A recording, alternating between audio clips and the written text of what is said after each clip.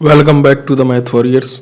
आज का जो क्विज है पूरे के 10 क्वेश्चन जो भी हैं वो पॉलिटी से रिलेटेड है। मुझे लगा पॉलिटी काफ़ी इंपॉर्टेंट है, यूपीएसआई का एग्जाम हो चाहे कोई भी एग्जाम हो यार। और पॉलिटी थोड़ा सा इजी भी है और उसमें बहुत ज़्यादा डीप भी जाएंगे तो बच्चे क्वेश्चन कर लेते हैं पॉलिटी की, चाहे वो एसएससी के हो चाहे किसी भी एग्जाम के हो। तो मुझे लगा ये क्विज लाना बहुत ज़रूरी है। तो जो लोग पहली बार वीडियो देख रहे हो चैनल को सब्सक्राइब जरूर करें, लाइक करें, शेयर करें और अपना स्कोर कमेंट कर कर जरूर दें आपने 10 में से कितना स्कोर किया, क्या आपकी तैयारी कर ली। अगर आपको डिटेल नॉलेज हो तो उसकी दे सकते हैं, जितना हो सकेगा कम समय में ज़्यादा कराने की यार कोशिश करता हूँ डेली की तरीके। चलिए शुरू करते हैं बिना किसी टाइम पास के। ये रहा पहला सवाल। निम्नलिखित में से किस अधिनियम द्वारा भारत में सांप्रदायिक निर्वाचन मंडल लागू किया गया? 1909, 1919, 1935, इनमें से कोई नहीं। ठीक है भाई, आप अपना ऑप्शन सोच के रखिए, मैं यहां पर क्लिक करता हूं।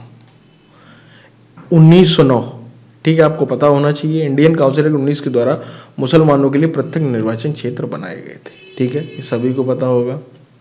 1906 में मुस्लिम लीग की स्थापना हुई थी, ये भी पता होना चाहिए। ये सारी चीजें। चलते हैं अगले क्वेश्चन की तरफ। संसद में विधेयक आम तौर पर किस समय पेश किया जाता है ये बताइए? प्रश्नकाल के दौरान, शून्यकाल के दौरान, भोजनावकाश के तुरंत बाद, इनमें से कोई नहीं। आप अपना ऑप्शन सोच के रखिए। शून्यकाल भारत की ही देन है। ठीक है, इस थोड़ा सा इस चीज को भी जान लें। तो इसका जो सही आंसर होगा वो होगा भोजनावकाश के तुरंत बाद। संसद के दोनों सदनों में प्रश्नकाल के ठीक बाद के समय को शून्यकाल कहा जाता है। ठीक है, दोनों सदनों में प्रश्नकाल के ठीक बाद के समय को शून्यकाल, यह 12 बजे से प्रारंभ होता है। शून्यकाल का प्रयोग सर्वप्रथम भारत में हुआ था। ठीक है भाई, सब 12 बजे से शून्यकाल का प्रयोग होता है। यही भोजनावकाश का समय भी होता है। तो इसके तुरंत बाद विधेयक आमतौर पर पेश किए जाते हैं। ठीक है, स्वतंत्रता के अधिकार की गारंटी संविधान के किस अनुच्छेद में? 17, 18, 19, 20। स्वतंत्रता के अधिकार की गारंटी संविधान के किस अनुच्छेद में? आप अपना ऑप्शन क्लिक करें, मैं यहाँ पर क्लिक करता हूँ अनुच्छेद 19, क्योंकि अनुच्छेद 19 से 22 जो है वो स्वतंत्रता का अधिकार है। अनुच्छेद 14 से 18 समता का अधिकार है। अनुच्छेद 23 से 24 क्या है भाई साहब? शोषण के विरुद्ध अधिकार। 25 से 28 धार्मिक स्वतंत्रता का अधिकार। 29 से 30 शिक्षा का अधिकार। 32 से 35 संवैधानिक उपचारों का अधिकार। ठीक है, आर्टिकल 32 पर ही पूना समझौता, पूना एक्ट जो हुआ था वो समझौता हुआ था महात्मा गांधी और इनके क्या नाम अपने भीमराव अम्बेडकर जी के बीच। ठीक है, तो आर्टिकल 32 को ही संवैधानिक उपचारों का अधिकार बोला जाता है ना। तो ये है इसका सही आंसर। ठीक है भाई, चलते हैं अगले प्रश्न पर। अगला प्रश्न क्या रहेगा? भारत के महालेखा परीक्षक और लेखा नियंत्रक निम्नलिखित में से मुख्य लेखाकार कार्य करते हैं। ठीक है, भारत के महालेखा और लेखा नियंत्रक निम्नलिखित के लिए मुख्य लेखाकार का कार्य करते हैं। आप बताइए इसका जो सही आंसर होगा संघ और राज्य सरकार दोनों के लिए। महालेखा परीक्षक को लिए भारत के नियंत्रक एवं महालेखा परीक्षक की नियुक्ति राष्ट्रपति करता है। ठीक है, इसकी पदावधि जो होती है 6 वर्ष या 65 वर्ष तक होती है। ठीक है, राष्ट्रपति की जो रिटायर होने की कोई अंतिम अवधि नहीं है, इस बात को याद रखना। ज्वाइन करने की जरूर है 35 साल। ठीक है, चलते हैं अगले प्रश्न पर। भारत सरकार ने भारत रत्न और पद्म श्री की उपाधि किस अनुच्छेद के अंदर प्रारंभ की थी? 14, 18, 25 और इनमें से कोई नहीं। आप बताएं अनुच्छेद 18 में क्या था भाई साहब? उपाधियों का अंत, बस उसी से दी जाती है।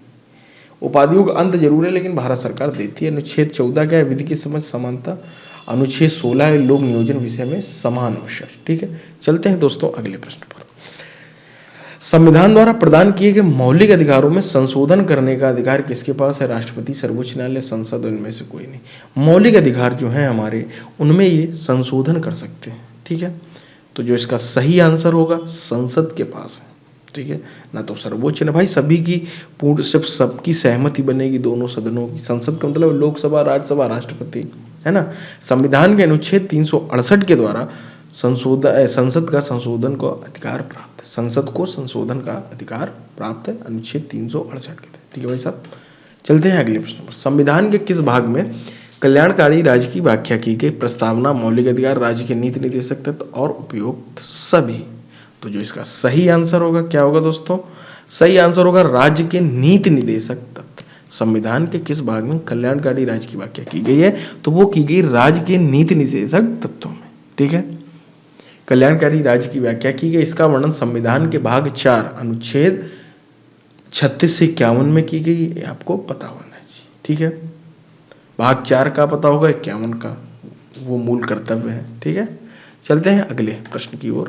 क्वेश्चन नंबर 8, जब किसी विधेयक पर संसद के दोनों सदनों की बैठक होती है तो निर्णय लिया जाता है साधारण बहुमत से, 2/3 बहुमत से, प्रत्येक संसद में बहुमत से लिया जाता है, कुल सदस्यों के स्पष्ट बहुमत से लिया जाता है।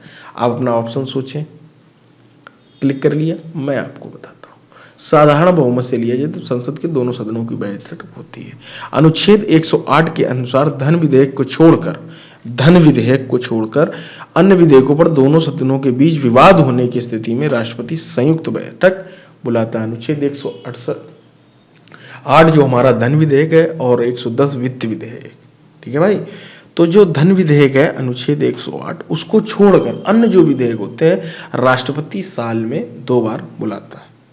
एक बार तो बुलाता ही, संयुक्त बैठक बुलाता है जिसकी अध्यक्षता जो है, ठीक है, लोकसभा अध्यक्ष करते हैं। ठीक है, वो सारी चीजें आपको पता होनी चाहिए डिटेल में। चलते हैं अगले प्रश्न की ओर। अगला प्रश्न दे रखा, सर्वोच्च न्यायालय की स्थापना कब हुई थी? संविधान द्वारा की गई थी, अधिनियम 1947 द्वारा की थी, अधिनियम 1950 के द्वारा की गई थी, या अधिनियम 1935 के द्वारा की गई? तो दोस्तों अपना सही आंसर बताएं। जो इसका सही आंसर होगा, अधिनियम 1935 के द्वारा की गई थी। सर्वोच्च न्यायालय की स्थापना 1950 में की गई थी, लेकिन जो अधिनियम था वो 1935 था। बात को दोनों को समझ लें। अगर आपसे पूछ दे सन की सर्वोच्च न्यायालय की स्थापना किस सन में हुई, तो 1950 में थी। लेकिन अगर वो आपसे पूछता है कि अधिनियम कौन सा था, तो दोस्तों था 1935। ठीक है, चलते हैं आज के अंतिम प्रश्न पर। भारतीय संविधान में प्रदत्त मौलिक अधिकारों को निलंबित करने वाली सत्ता कौन सी? ठीक है, मौलिक अधिकारों को निलंबित करने वाली सत्ता कौन सी? ये सर्वोच्च न्यायालय, संसद, प्रधानमंत्री, राष्ट्रपति। जो इसका सही आंसर होगा दोस्तों आप बताएं। और यहाँ पर मैंने किया क्लिक, राष्ट्रपति।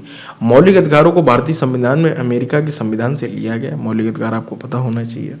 इसका वर्णन अनुच्छेद 12 से 35 में किया गया, जो कि अभी आपको मैंने बताया अनुच्छेद 14, ये सब है ना, 32 से 35 संवैधानिक उपचारों का अधिकार, अनुच्छेद 14 से 18 है ना, 29 से 30, ये सारे जो अनुच्छेद 18 उपाधियों का, ये जो बेटा सारी चीजें हैं ये उसी में आती है। आपके किस में आते भाई साहब? मौलिक अधिकारों में। तो आज का आपका क्या स्कोर रहा, क्या तैयारी चल रही है, वो जरूर कमेंट कर बताएं तो अच्छा लगेगा मुझे। ठीक है, तो चलिए जुड़े रहिएगा। मैं तो और इसके लाइक करिए, शेयर करिए, चैनल को दोस्तों सब्सक्राइब जरूर करिए।